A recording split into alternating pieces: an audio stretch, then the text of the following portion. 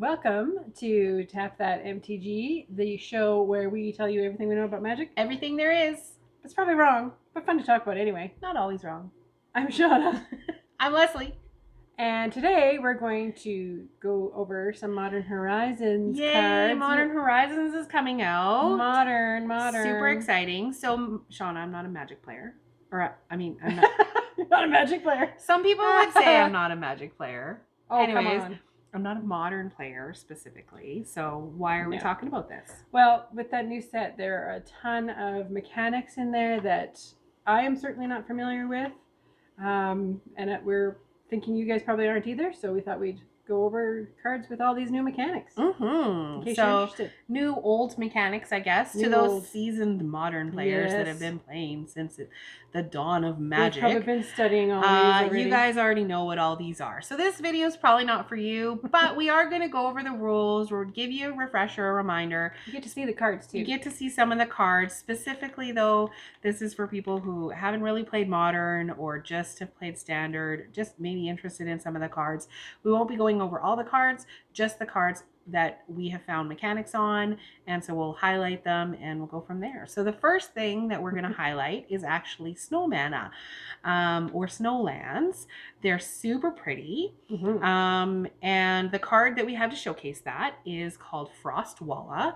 It is a 3 mana cost creature. It's a lizard. It's a 2/2 basically. And it has a special ability that allows you to play 1 snow mana in order to give it +2/+2. Yeah. So the key thing here is that you have to use the Snowland in order to play that. Now there's other Snowlands and other sets, but there's new ones coming out. They're super pretty, and so it's pretty straightforward. It's like any other land. It's just that it's a forest covered in snow. It could be an island, snow-covered swamp, snow-covered mountain, but it has to be snow-covered. And they will say snow. Basic land will actually say snow mountain or snow forest. So, and they are still basic lands. That's another key. Yeah, as well. Okay, I am going to talk about the persist mechanic or ability. Sorry, and it is, for example, it's on Putrid Goblin, which is a pay 1 and a black for a zombie goblin, zombies and goblins together. Cool. And it's a 2/2. And persist is when this creature dies, if it had no -1/-1 counters on it, you get to bring it back to the battlefield under your control, and it has to have a -1/-1 counter put on it. So it becomes a 1/1. Yeah. So that's another way to get them back really quick. Graveyard shenanigans. So then we have Everdream, which is 1 and a blue to draw a card, but you can also splice this onto an instant or sorcery if you pay 2 and a blue.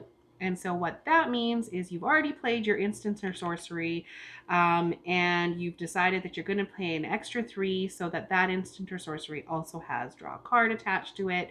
You can copy this card. Basically, what you're doing is you're copying that card's text box onto the spell that you've already cast. So the key thing to remember here is that if someone counters that first spell, they are countering the entire spell. You don't have your splice card on the stack as well. You've paid the splice cost, so it actually puts it onto that card there. So for those of you that like counters, they become 1 card.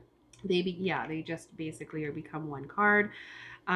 You also, same rules apply. You can't choose to splice an ability if it can't make the required choices for targets and things like that. The spell has the same characteristics as the main spell plus the text box for each of the splice cards that were spliced to it. So you obviously can splice more than 1. Oh yeah, you can splice as many cards as you want. Very cool. So. All right, I'm going to talk about a card called Mind Rake, and it is for 2 and a black. It's a sorcery, and target player discards 2 cards. But you could pay as well as the overload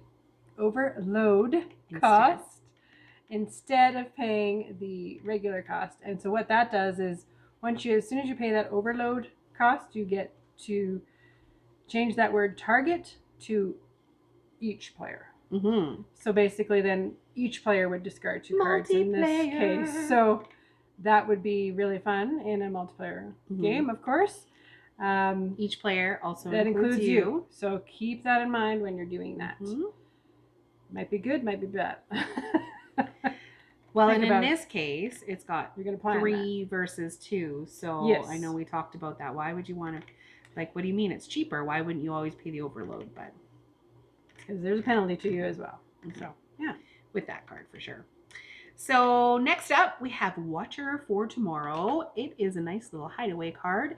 It costs 1 and a blue for a 2/1.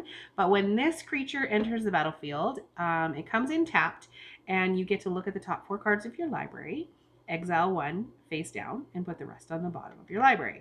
So that's fairly straightforward. That's the rule that is in the comprehensive rules.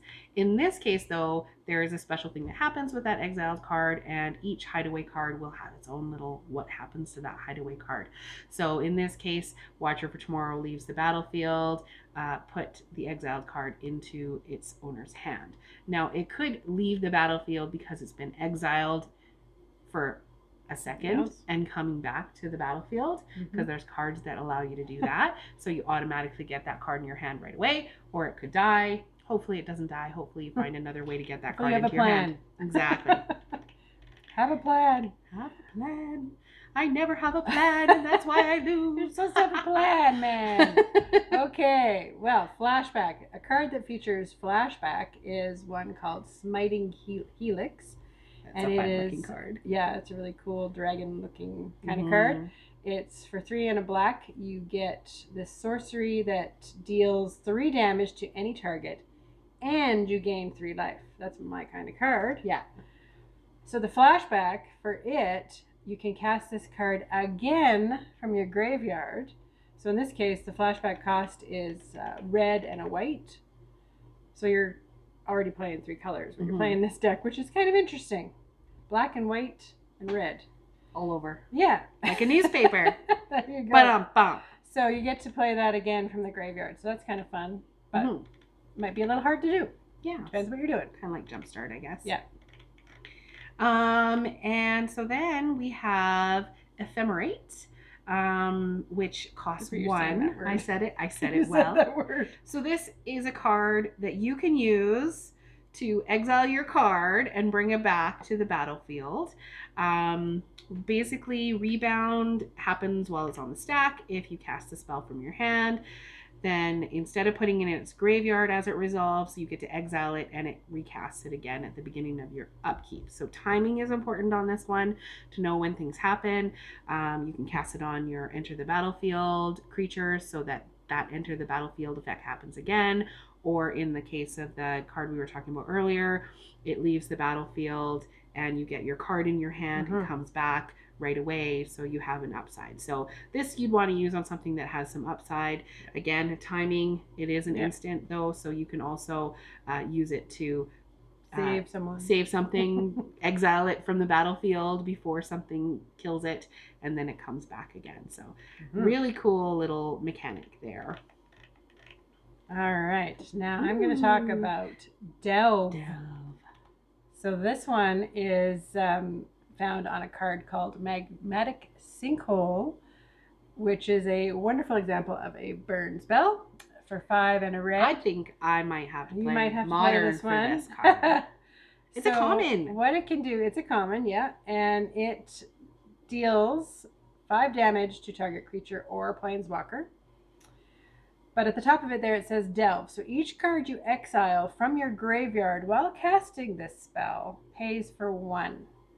So if you've got a bunch of used up sorceries and instances in your graveyard, Mr. Burn Deck, you can use them, exile them, and pay like 1 red mana for 5 damage to a player. And hopefully you have 4 of those in your hand, because that is awesome. And once it's in the graveyard, you can use it to delve another card. Yeah, exactly. Now this one's fun. So we have some changelings, a lot of changelings actually in this set coming out. And basically it's very straightforward. Changeling, this card is every creature type. But as you start thinking about it and all of the, because I know you and I both play tribal a lot. So let's say you want it to be a cat. Well, you know what? It can be a cat. It can be a wolf. It could be a sliver. No. Also, there are some cards, I know in this set, that have, like, say, protection from humans. So on the other end, if someone is playing Changelings, then maybe you have protection from a specific creature type, and all their Changelings can't do anything to that creature. Or maybe you yourself have protection from a creature type. It's crazy. Poor Changelings. Poor Changelings. But it's kind of fun how it can go back and forth. All right. And we've seen cycling recently. It is from Amonkhet and Hour of Devastation, I think was when it originally came out. So in this case, this is a Krosan Tusker, which is a big fatty boar beast for 5 and 2 green. 6/5. Wow. For 6/5, yes. It's a big 7, beast. But let's say that you don't want to pay that right now. You can pay a cycling for 2 and a green. And in this case, that's discard this card and you get to draw a card. But when you cycle this card, you may search your library for a basic land card, reveal it, and put it into your hand, then shuffle your library. So it's a great little one to get some mana. So once I've played it on the battlefield, if I decide that I want to use the cycling ability, can I do that? No. You have to do it before you actually play that card. You have to discard Only it. functions while it's in the player's hands. Yep. Cool. Awesome versatility with that. So this card, I think all of you Magic players should at least have in one of your decks, because you all like shenanigans at some point. But I love that they called a card Shenanigans. So for 2, it is a sorcery. It's fairly straightforward. Destroy target artifact. But it has Dredge on it. And so we wanted to highlight the keyword Dredge, which is a static ability. And basically, as long as you have at least, in this case, 1, as long as you have at least N cards in your library, if you would draw a card, you may then put N cards from the top of your library into your graveyard and return this card from your graveyard to your hand. So great way to, if it's in the graveyard, to bring it back to your hand by just putting things into the graveyard. So you cast it, you destroy their artifact, and then you can bring it back to your hand by basically taking a card from your library and putting it in your hand. Great if you want stuff in the graveyard and you have things that you can unearth or bring back and you have some versatility. Dredge is a great way to use your, basically your graveyard as your another hand graveyard size. Unlimited. Shenanigans? Exactly. Oh, I just kind of got that. Of course it's shenanigans. So that's Dredge. All right. Please don't dredge on me. No, please don't. Please well, this don't. one's fun. So this is a sliver I showed to one of my little friends. Well, he's not little. The first sliver. One of these crazy sliver players that I know. So this one, the first sliver, you have to pay 1 of each color mana for it for a 7/7. So 5 mana for a 7/7. Which is already crazy. With Cascade. And Cascade is when you cast this spell, exile cards from the top of your library until you exile a non-land card that costs less. Then you may cast it without paying its mana cost. Put the exiled cards on the bottom of your library. So not even into your graveyard. So you're just sitting there going to get more cards. And the bottom of this first sliver card says, sliver spells you cast have Cascade. Yeah. So all of them do this. Well, and it's important to remember too that you cast that spell for free, but you are casting it. So you Cascade can do it again. Triggers again. Yeah. In this case, if you happen to find a sliver. Yeah. Hopefully you find a sliver. Will, in that's fact, what you planned in for. this case, if you find a 4 and a 3 and a 2 and a 1, then you'll get 4 slivers all at once, which all probably have other slivers you control have. And you just keep exiling the cards until, it's just I see great. There being a lot of sliver hate coming up very soon. But I think I would like to make a sliver deck. Just for fun. Just for fun. All right. So we also have a keyword. This one has Cascade on it as well, but it also has Retrace. So for 4 mana, it's a sorcery. basically you can cast this card from your graveyard by discarding a land card in addition to paying its cost. So it has Cascade. When you cast the spell, exile. What was the card's name again? Theros of Chaos. Thank you. Yeah. Throws of Chaos. Throws of Chaos? Yeah. Thank you. Theros is a god, I think, as well in Magic. But well, it looks like Theros. It looks like Theros. It's the same letters. Thank you. Anyway, Throws of Chaos. Sorry. So this spell just has 2 abilities on it. So you're like, well, what does the card actually do?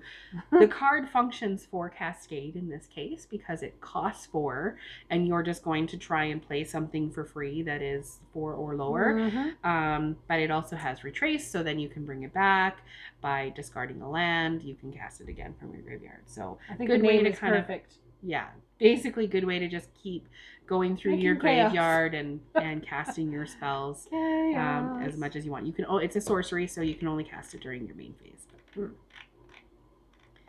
All right, ninjutsu is the ninja.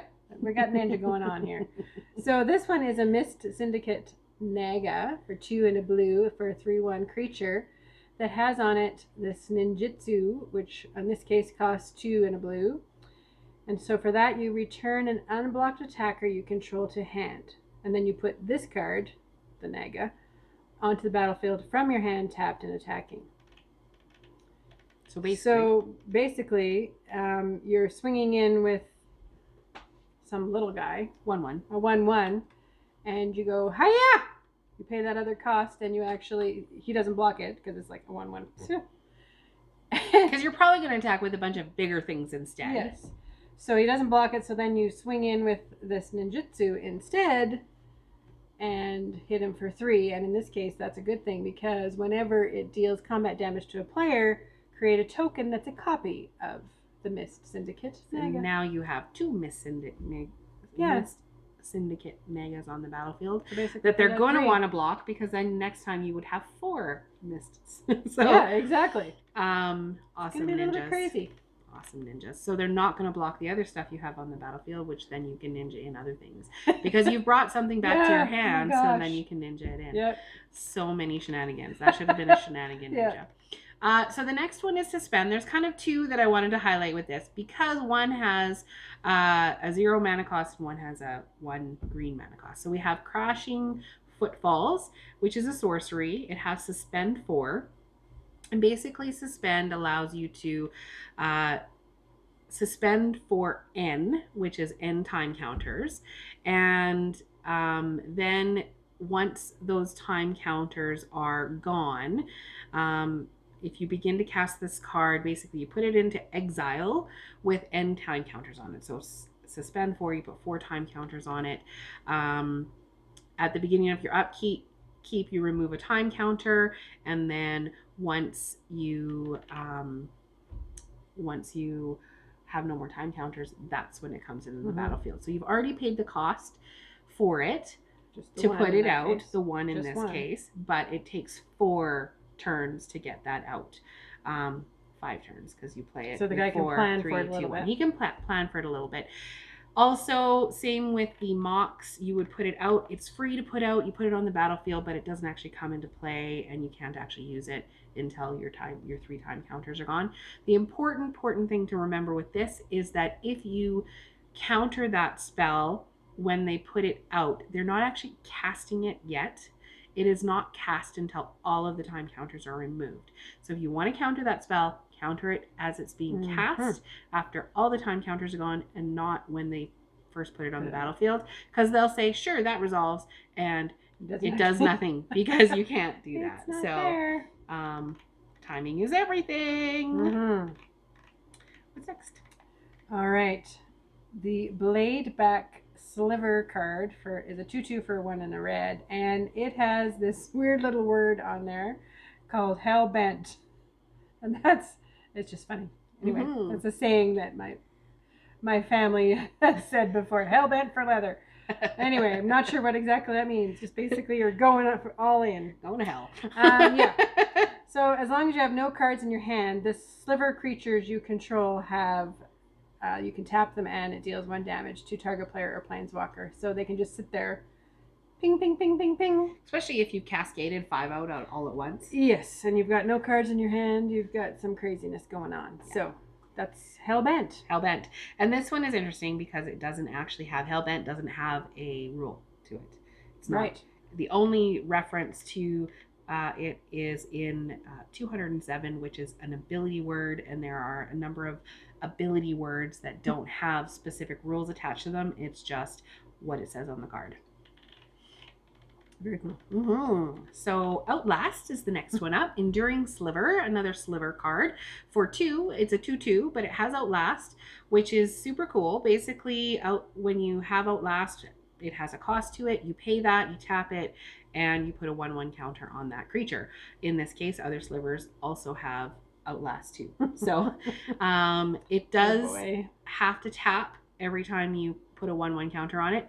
And the important thing here is that anytime you could cast a sorcery, you can do this. So you can't wait, do this on someone's end step, or do it while it's not your turn. It has to be on one of your main phases so that happens. Okay. Oh, you love this card. I love this card. Yawgmoth Thran Physician for 2 and 2 black mana. It's a legendary creature, a human cleric. He's gonna be a commander. I'm gonna make a commander for sure with him. Fun. So he is highlighting the word protection. Mm-hmm. So in this case, it's protection from humans. So none of Leslie's little dudes can come and get me. No changelings. Or changeling. So basically protection is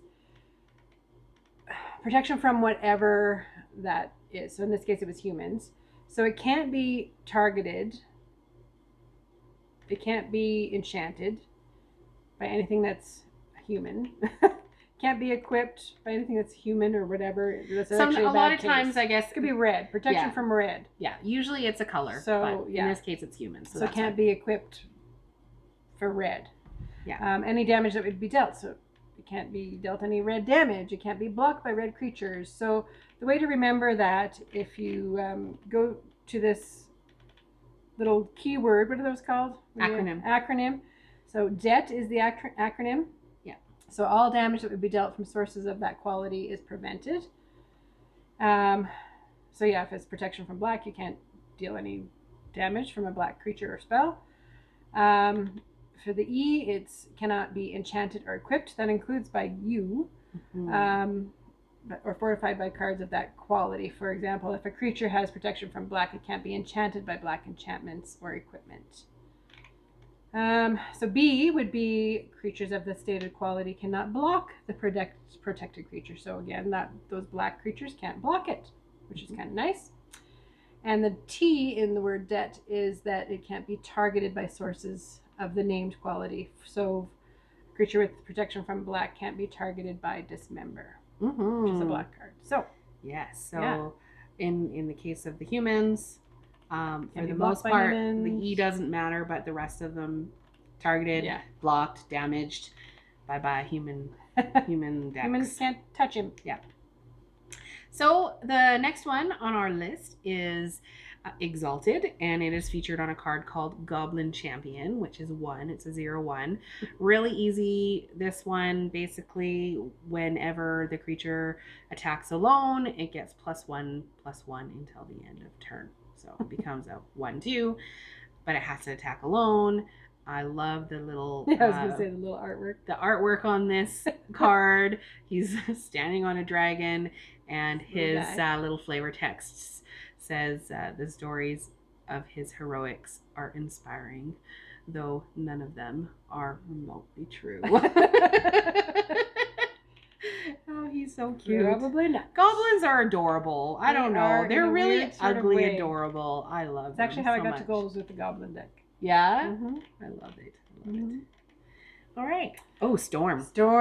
So this is a very cool mechanic. In this case, it's on a card called Weather the Storm. It's for 1 and a green. It's an instant where you gain 3 life. That's kind of nice. Yep. But it has Storm. So when you cast this spell, you get to copy it for each spell cast before it. So you play a bunch of creatures, you do some other things, and then sorceries.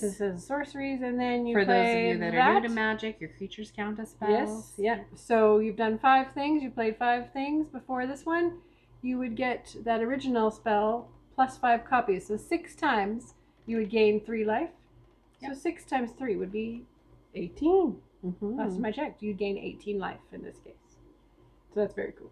Yeah, super cool. So then we have Echo.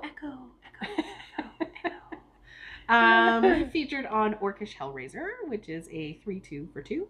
And at the beginning of your upkeep, if this came under your control since the beginning of your last upkeep, you sacrifice it unless you pay the Echo cost. So ultimately, you only have to do that once because it's just since your last upkeep if it's come under your control. So the first time you play it, it's going to have its Echo cost. However, there are some definite shenanigans that can be had on either side of the table when someone plays an Echo card. Because, number one, you can steal it from somebody. You have to play the Echo cost if it's come under your control. However, you may decide not to pay the Echo cost. And in this case, it would die and do 2 damage to the person who owned it in the first place and then go into their graveyard and they may be mad at you. Or if it's just something like active treason, you stole it from them for a turn, you use it against them, it goes back under their control and they have to pay the Echo cost again. So I'd say punish people who play with Echo. Punish them. Punish them! Nice. Because they aren't allowed to echo their stuff. Oh boy. Well, this one plays right into what I like to play, are those counters, +1/+1 counters. So this one is Scrapyard Recombiner, which is a cool little artifact creature construct for 3, 0/0, but it has modular 2. So it enters the battlefield with 2 +1 counters on it. And when it dies, you can put those 1/1 counters on another artifact creature. So you can see where this is going. This one happens to also, you can tap and sacrifice an artifact itself and search your library for a construct card and reveal it and put it in your hand, then shuffle your library. So you can just continue that little and you know cycle. what? You could just fun. Search for the same card because you're probably going to be playing with 4 of those. Yeah. Excellent. You're going to be playing with lots of fun little... That's definitely a fun one for an artifact deck. Oh, what about... Oh, I was just thinking... Do tell us. No, tell us. Oh, I was just thinking about... what's that crazy artifact that used to be in Standard that everyone hated, that had all the counters on? Metallic Mimic. Was it Metallic Mimic? Yeah. Yeah. Well, no, I think there's another one that had a whole bunch of counters on it. Anyways... You guys probably know which one I'm talking about. There is another one from Kaladesh or Aether Revolt, one of the two, that when you remove a counter, it does damage to target creature or player, right? Oh, what was it? It's going to bug me now. Anyways, can you imagine that one in there? I think you should make it. I get to talk about another Sliver. It's just a bear. It's just another 2/2 for 2. Each Sliver creature card in your graveyard has Unearthed. So not only are your Slivers amazing on the battlefield, if you have this card, they are amazing off the battlefield as well, because you can unearth them, which ultimately means that you can return the card from your graveyard to the battlefield. It gains haste, which is an important thing to remember. And then you exile it at the beginning of your next end step. Now, it's important to know that you exile it at the beginning of your next end step, because if you want to do any like major damage with this, you don't want to just bring out one at a time. I'm just going to unearth one and then swing with it and it goes away. Yeah, it's going to give all of the rest of your creatures also unearth. In this case, I would probably wait until there's a bunch of Slivers in your graveyard and then unearth all of them at the same time and swing, because they're all going to buff each other up. So again, timing, make sure that you do things so that they all work together. That's why I don't like plan ahead. Oh my god, it's so hard. But Unearth is fun. There's a few other cards that have Unearth on them that aren't Slivers. But basically you're going to bring it back from the graveyard. You get to swing with it, and then it gets exiled after that, so you can use it again. This Twisted Reflection card is so cool. I love the It's artwork very, here. very cool artwork, yes. So it is for 1 and a blue, it's an instant where you can choose one. A target creature gets -6, -0 until end of turn, or switch target creature's power and toughness until end of turn. But it has a mechanic called Entwine on it for a black mana, and that in that case, then you get to choose both of those things. So you get to do both of those little points on there. The important thing to note there is that you have to do them in the same order that they are listed on the card. Yes, that is Rule B. Rule B. Follow the text of each mode in order they're written on the card. You can't switch it around. Because there are some things in Magic that you get to choose the order. In this case, Entwine, you have to do them in order of the card. Right. And then we have Ding! Level Up, which I always wish that I can do, but never seem to do on Magic Arena. At any rate, if I play with this super awesome green card, Maybe I you can will. level up all by Oh, myself. it's not going to be standard. No, that's okay. That's okay. I'll play All right. modern and All I'll right. level up. All right. I love this card. I love the level up cards. They are so fun. They're versatile. They do different things. In this case, you can basically, it's a Hex Drinker is what we're featuring. Costs 1. It comes in at level 1 and it's just a basic 2/1. But from level 3 to 7, it's a 4/4 and it has protection from instants. So right away, they can't do little instants on it to kill it. They can use sorceries though. So I say level it up to level 8 where it has protection from everything, every color, every creature, everything. So that would cost you 9 mana then, right? no, it would cost you 8. 1 plus 8. So no, 1 the original. comes in as level 1. Okay, all right. So confirming. no, that's good. So it comes in as level 1, so that's your first mana, and then in order to make it up 7 more levels, you pay 7 more mana. So if you want to not have this disappear and you're hoping that you're not playing against a red player that has an instant shock just waiting in their hand to kill it, which if you see this, you should do. Play it when you have 7 mana, not 1 mana, and just level it up to level 8 right away. And then you have a 6/6 with protection from everything. Very cool. Super fun. Devour. Feaster of Fools. A demon. A A very muscular demon. In this case, that doesn't have flying. It's but a wings. 3/3. Yeah, I don't understand. Yes, it does have flying. This one has flying. Oh, it does. Yes, it did. Okay. I forget can't that. read. Leslie's having trouble reading tonight. So it's a 3/3 for 4 and 2 black, but it has Convoke, which we're not talking about here, but we'll talk about later. As this enters the battlefield, you may sacrifice any number of creatures. This creature enters the battlefield with twice that many +1 counters on it. So again, for my deck that likes my creatures to die, it's awesome. It's awesome. It's going to be so cool. It's going to be really fun. So yeah, you don't have to sacrifice creatures, but you're certainly going to want to because he's going to get 2 counters. Yeah, and it's for each creature. So if you decide to it has Devour 4, and you sacrifice 2 creatures, you would get 8 counters. 4 for the first one, 4 for the second one. Oh yeah. The Devour is the counters, not numbers that you get. Yeah. Yeah. So yes, in this case, one. it's Devour 2. So if you sacrifice 3 creatures, you get 6 counters. I'm gonna have fun with that. I know. It's fun. I really like Monstrosity. A lot of times you see Monstrosity in green cards, but they have it on a nice little blue card this time. I love this Chiller Pillar. He's so cool. Look at the butterflies all in the... I think the butterflies would be much bigger if the caterpillar started that big personally. But anyways, for 3 to blue, we have a 3/3 insect, which doesn't sound like it is great, but for 4 and 2 snow covered whatever, it has Monstrosity 2. So if this creature isn't yet monstrous, you can't do it multiple times, you can only do it once, put 2 1/1 counters on it and it becomes monstrous. Yeah, so any snow permanent, as long as it's monstrous, it also has flying. So a lot of times monstrous creatures will have another ability that if it's monstrous, it has this. So when it comes in, it's just a 3/3, but once you give it 2+1/+1 counters, it is now a 5/5 with flying. Awesome.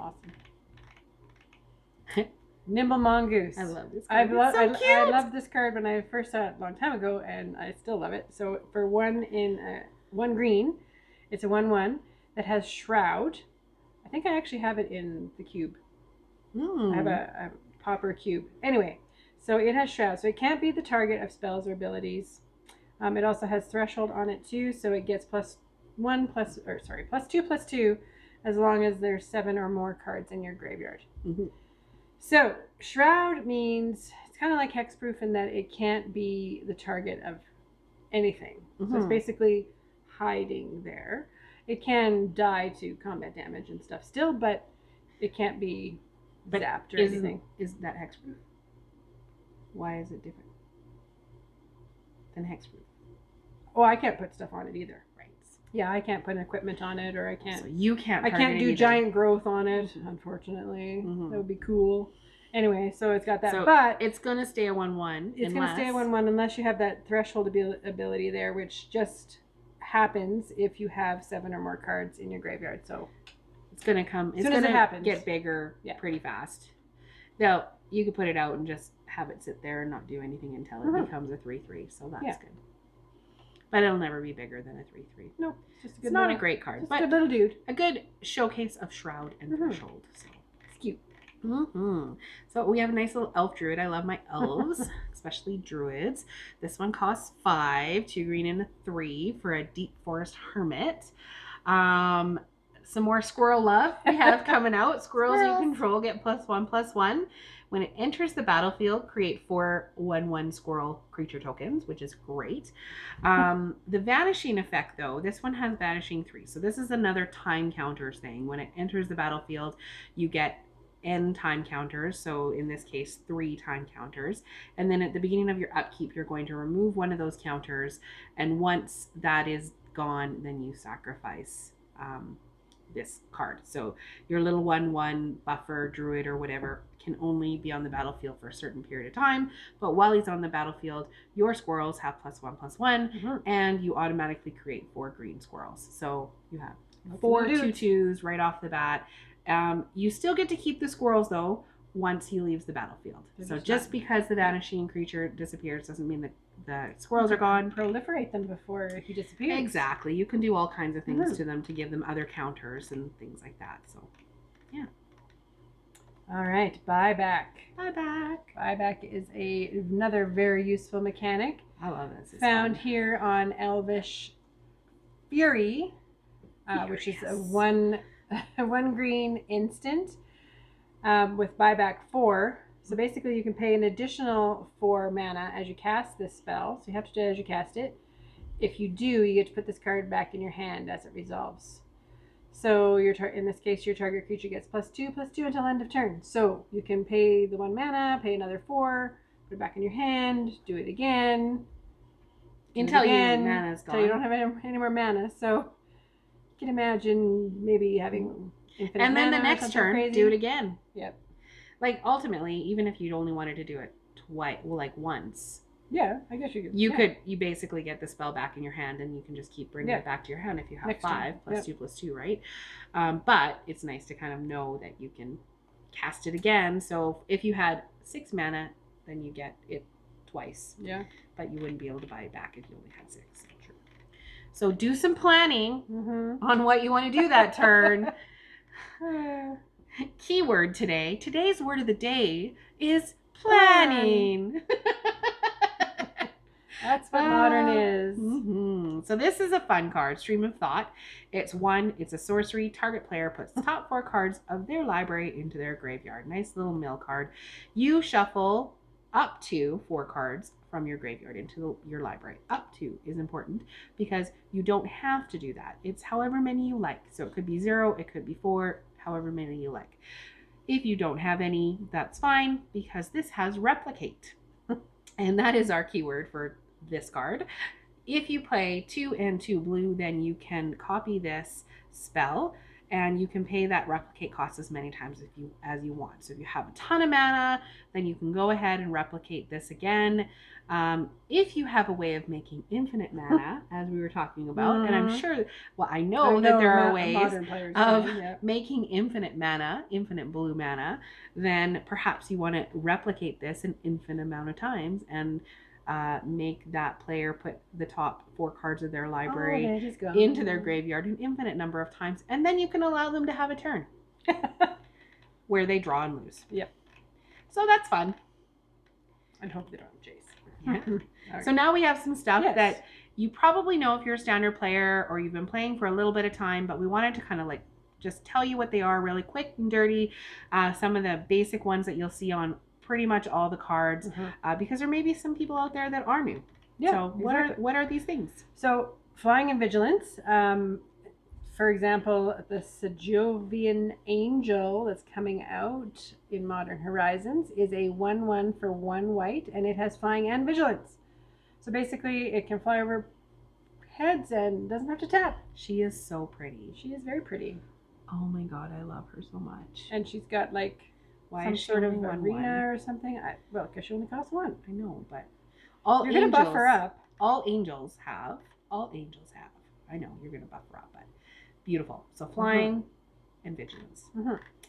And then we have trample and haste. Not a beautiful card. Not a beautiful card. The opposite. Highlighted on lightning skelemental, which is a black and 2 red. It has trample and haste. Basically, trample is if somebody blocks you, then whatever their butt is, however big their butt is, that blocks the damage from going through. However, anything that its butt doesn't block goes and tramples through and hits them in the face. So in this case, it's a 6/1. If they block it with a 1/4, 4 of that is going to be blocked. 2 of that would go through, and you would deal combat damage to that player. And so they would have to discard 2 cards, and then at the beginning of the end step, you can sacrifice, or you have to sacrifice it. So it doesn't matter if they block it, because you have to sacrifice it anyway. So you want them to block it. It has haste. You play it. You attack with it. It's a 6/1 for 3. It's mean. Yeah. Like it's crazy. Very mean. 3 mana. 2 cards. Early game, they might not have even played anything yet. Often. Which is why you have to sacrifice it at the end of the game. It's just way too much. Yep. Death Touch. Funny that I get to talk about Death Touch since I use it a lot. The Queen of Death. The Queen of Death. Which is funny. Anyway. So this card is called Plague Engineer. And it's 2 and a black for a 2/2 carrier creature that has Death Touch. And as it enters the battlefield, I get to choose a creature type. And creatures of the chosen type your opponents control get -1/-1. So all your humans are going to get -1/-1, Lesley. Super fun card. What's Death Touch? Because it doesn't say on the card. Death Touch. Oh, it doesn't say on the card. So Death Touch is any amount of damage that is dealt to those creatures makes them die. Is lethal damage. Yep. So it doesn't matter if you block with a 6/6. If I do 2 damage to you, and you know what? Go ahead and double block. Yeah, I'll do both of them. 1 to each. So that's important to remember, because people can decide where the damage goes when they block. It doesn't automatically go to one or the other. So yes, I like it. Yeah.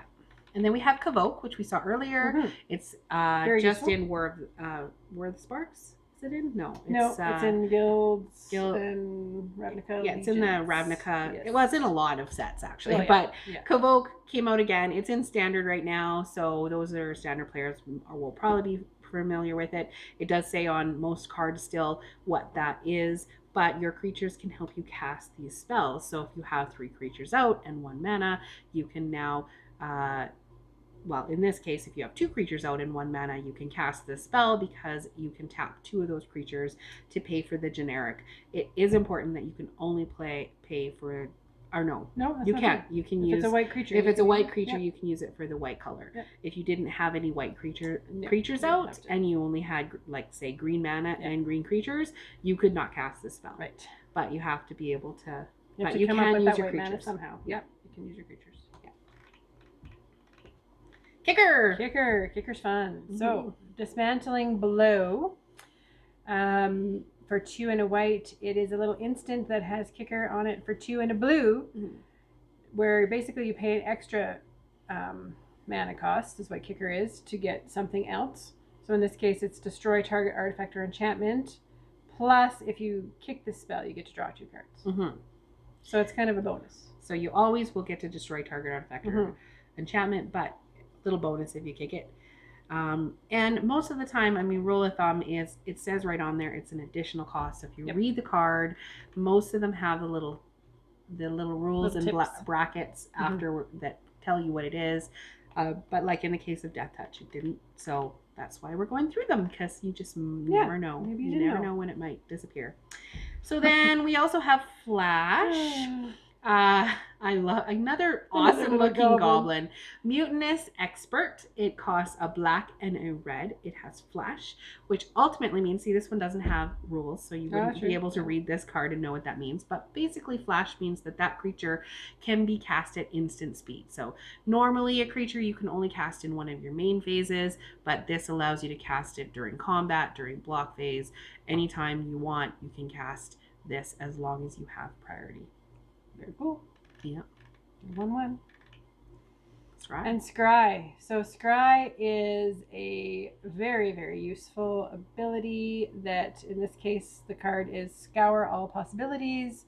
For 1 and a blue, a sorcery, you get to scry 2, then draw a card. So you get to look at the top 2 cards. In this case, scrying 2, you get to look at those 2 cards. Decide whether you want to keep them on top of your deck and in what order. Or you can put one or both on the bottom of your deck, and then you draw a card in this case. So that's really handy. And it has flashback. This one has flashback too. So for flashback 4 and a blue, you get to bring it back. Play it again. Yeah, good card. Play it again, Sam. So that is definitely not all of the rules, texts, and abilities that are out there in Magic the Gathering. There are a ton more. If you want to read the 200 and some pages of comprehensive rules, you could certainly do that. Of course, you can find any answers on the comprehensive rules if you need to. Check the Oracle, check the rulings, because that usually gives you a good hint of what was said about that card and what other people had questions about, because you know what, at every competition there's judges there so that they can answer questions, because not everybody that plays Magic, even if they've been playing for years and years, knows what all the rules are and how cards interact together. So that was a quick and dirty on how all of the ones that we've seen in Modern Horizons have or how they work. And if you have comments or questions, please leave them down below. We'd love to hear what you think, or any crazy shenanigans or deck ideas that you have with them. Are you going to play ninjas? Are you going to play slivers? Are you going to do some crazy artifact deck with counters? There's so many cool things that you can do. What are you doing with Commander? Anyway, share us, like us, tell everybody in the whole world how much you love us. We're so cool. Because we're super fun. And in the meantime, tap those magic cards and have fun doing it. See you later, guys.